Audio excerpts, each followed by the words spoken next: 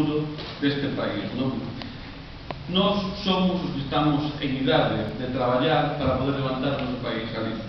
Mas a situación na que nos atopamos, pois desde logo non é realmente favorable, non? Ao contrario, desfavorable, porque non estamos pagando as consecuencias dunha crise que non foi provocada por nós, foi provocada polos sectores financeiros, pola banca, e todo gracias ao apoio do Partido Popular e do Partido Socialista, que foron a pés juntillas facendo a política e a estrategia que foi marcada pola señora Merkel e máis polo señor Sarkozy.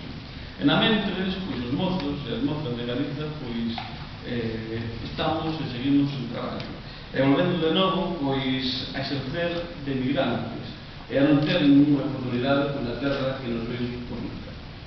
Ben, e todo isto, pois, debido ás políticas neoliberais que se fraguan no seo da Unión Europea e que están respaldadas hoxe polo Partido Socialista e polo Partido Popular. Políticas que levan anos e anos pois acabando con a nosa economía productiva, no agro, na pesca, na industria e nos sectores de servicios como pode ser a sanidade e a educación. Todo isto, pois o BNG que fai é apostar por a intervención precisamente pública na economía para sentar as bases dun cambio estructural, un cambio que para poder desenvolver unha economía baseada na reactivación dos sectores productivos que son básicos para Galiza, para quitar tamén as taras que impiden precisamente levar a cabo esta producción.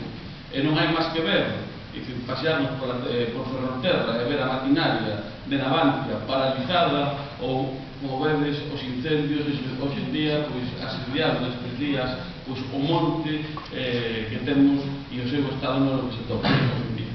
Ben, o BNG o que quere pois, tamén é fortalecer os servicios públicos, os servicios sociais, como medida para corregir as desigualdades que están a provocar esta crise. Como vedes, os ricos cada vez son máis ricos e os pobres cada vez son máis pobres.